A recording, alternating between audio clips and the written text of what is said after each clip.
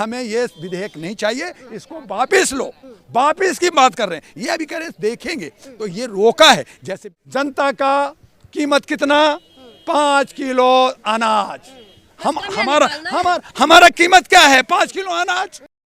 नमस्कार, मैं जून मैसी, आप देख रहे हैं बीसीएस न्यूज। मेरे साथ डॉक्टर दुआ जी मौजूद है। बातचीत करते हैं। जो ड्राइवर है लगातार अलग अलग जगह पे प्रोटेस्ट कर रहे हैं। वो लोग कह रहे हैं कि सिर्फ ट्रांसपोर्ट वालों से बात हुआ है, ड्राइवरों से बातचीत नहीं किया है। चलिए हम लोग दुआ जी से बात कर लेते हैं। सर, क्या कहेंगे जो ड्राइवर है अभी प्रोटेस्ट कर रहे हैं? बीसीएस न्यूज को मैं धन्यवाद करूंगा और आपके चैनल से भारतवासियों को नया साल का मुबारक दूंगा।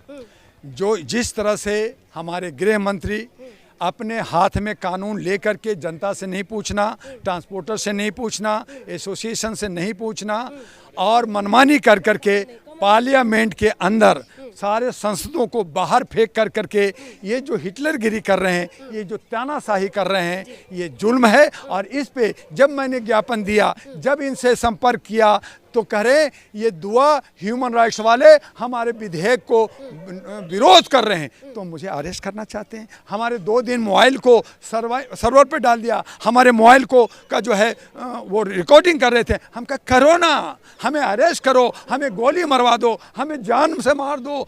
तो हम डर नहीं रहे, हम नहीं डरे। 37 साल से मानवाधिकार के लिए काम कर रहे। पार्लियामेंट के अंदर कहते हैं कि ह्यूमन राइट्स वाले मेरे दुश्मन है। तो भैया, जब हमारे ह्यूमन का अधिकारों का हनन करोगे, ड्राइवरों को हनन करोगे, जो बेचारा गरीब है, जो किसान का और मजदूर का बच्चा है, कोई नेता का बेटा ड्राइवर बने ना, कोई हमारे जज का बेटा ड्राइविंग करे ना, चलाए ट्रक, तो सेना में वो नहीं जाएगा, वो जो है ड्राइविंग नहीं करेगा, वो जो मॉडलिंग करेगा, वो रेप करेगा, वो जो है देश विदेश में पढ़ेगा और देश को लूटेगा। और हमारा गरीब किसान पुलिस बनेगा, हमारा गरीब किसान का बच्चा सेना में जाएगा, हमारा गरीब का बच्चा ड्राइविंग करेगा और उस पे अब 10 साल की सजा सुनाओगे, 7 लाख का जो है जुर्माना करोगे। ये किस तरह का कानून है? इस कानून, अंधा कानून को खत्म करना होगा। और तभी कहा ड्राइवर भाई, क्या किया? रद्द कहाँ किया? ये कह रहे हैं मैं इस पे बात करूंगा, इसमें संशोधन की बात करूंगा। ये रोका है और तब कहा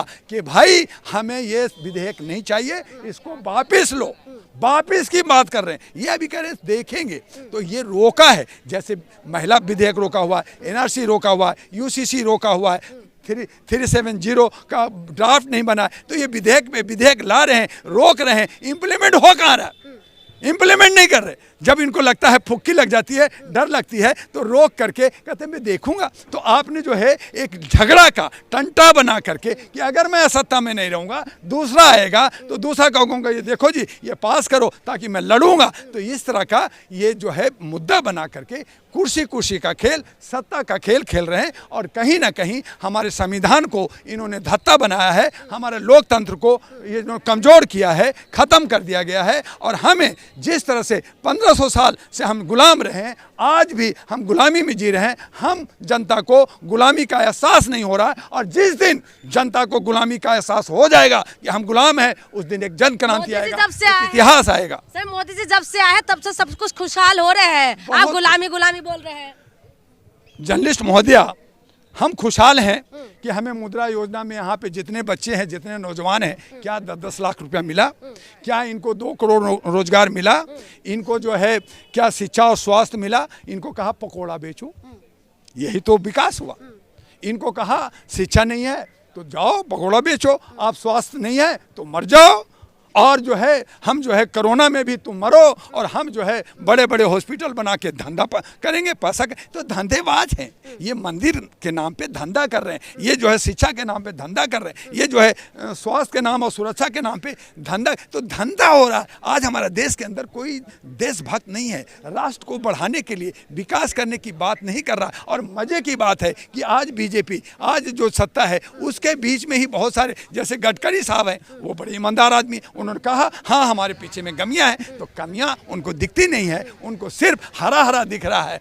और तिरंगा का 2 रंग भूल गए हैं और इनको हरा दिख रहा है। तो ये सब पाकिस्तानी हैं, ये सब आतंकवादी हैं, ये सब अलगाववादी हैं जो देश को तोड़ रहे हैं और दूसरे को कह रहे हैं कि तुम गलत हो। कहाँ तोड़ रहे हैं सर, इतना विकास कर दिया है फिर भी बुराई करते रहते हैं मोदी। हाँ हाँ, क्या विकास कर दिया? विकास तो यही किया ना कि हमें जो है 5 किलो सड़ा हुआ जो है चावल जो 80 करोड़, पता नहीं 80 करोड़ कहाँ किसको दे दिया और उसके बाद में सत्ता, वो जो सरकारी रेट, जनता का कीमत कितना?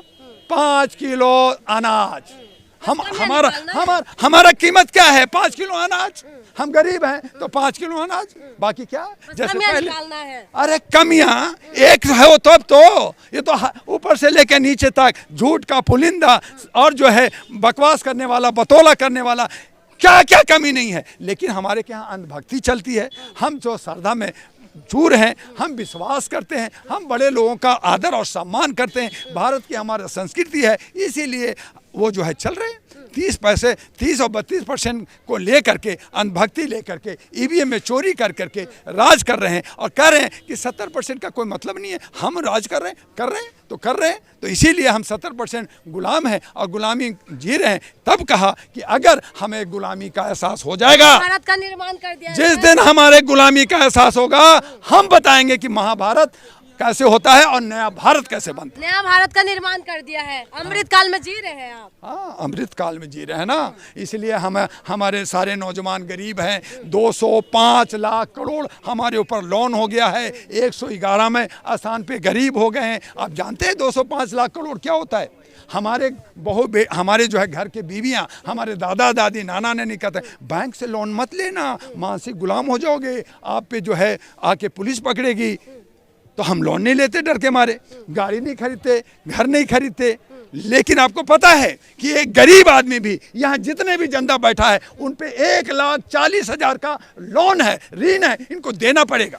चाहे वो टैक्स से दें, चाहे महंगाई से दें, हर एक बंदा को 1,40,000 का लोन आ गया है। ये लोन क्या मोदी जी भरेंगे? क्या अमित शाह भरेंगे? वो तो पक जाएंगे। झोला लेके आए थे, झोला लेके फुर हमें भरना पड़ेगा। तो इस तरह का आपने जो है हमें देश दिया है। आप कहते हैं कि अमृत महोत्सव, अमृत में अमृत ही बह रहा है, ये गोबर बह रहा है और जो है गोबर का जो है मल मूत्र बह रहा है। हम जो है मूत्र पी रहे हैं और गोबर खा रहे हैं, वो 56 भोग खा रहे हैं। यही तो अमृत महोत्सव आया। ठीक है, तो आपने सुना है ये दुआ जी का क्या कहना है। दुआ जी क्या कुछ कहे हैं इस वीडियो के बारे में, आपका क्या राय है, हमें कमेंट करके बताइएगा। बहुत बहुत शुक्रिया।